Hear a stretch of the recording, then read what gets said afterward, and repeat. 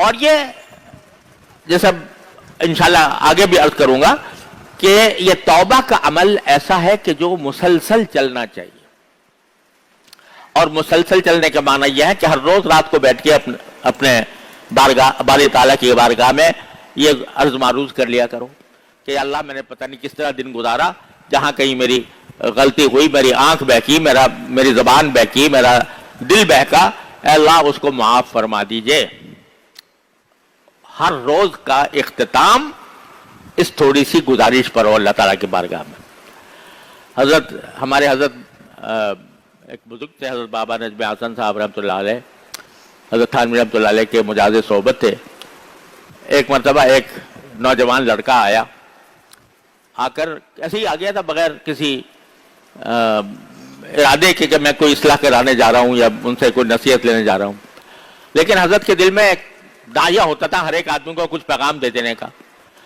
تو وہ کام جس کے لیے آیا تھا وہ تو کر دیا, اور چلتے ہوئے کہا میاں نوجوان بات سنو, لوگ سمجھتے ہیں دین بہت مشکل کام ہے. ارے کچھ بھی مشکل نہیں, رات کو بیٹھ کے توبہ کر لیا کرو. ارے کچھ بھی مشکل نہیں, رات کو بیٹھ کے توبہ کر لیا کرو. وہ بات اس اللہ تعالیٰ کے بندے کے دل پر ایسی لگی کہ پھر اس کے بعد اس کی زندگی بدل گئی اور اللہ تعالیٰ نے اس کو کہیں سے کہیں پہنچا دیا. تو بھائی میری گزارش یہ ہے, میں اپنے آپ سے بھی, آپ سب حضرات سے بھی درخواست کرتا ہوں کہ 2 رکعت نماز توبہ کی پڑھ کر پچھلے ساری زندگی پر اللہ تعالیٰ سے معافی مانگ لیں. اس کے بعد ارادہ بھی ظاہر کر دیں اور ارادے کے ساتھ دعا بھی کر لیں کہ یا اللہ میں ارادہ کر تو رہا ہوں لیکن اس ارادے کی تکمیل آپ کی توفیق کے بغیر ممکن نہیں, لہذا آپ اپنے فضل و کرم سے مجھے توفیق عطا فرما دیجئے کہ میں اس پر قائم رہوں, استقامت عطا فرما. بس یہ دعا کر لیے, اللہ تبارک و تعالی ہم سب کو اس کی توفیق عطا فرمائے.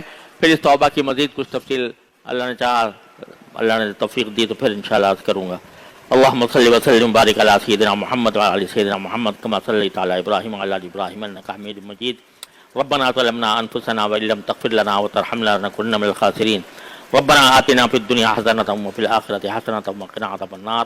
وصلی اللہ تعالی علی خیر خلقہ سیدنا مولانا محمد وعلی آلہ وصحبہ اجمعین.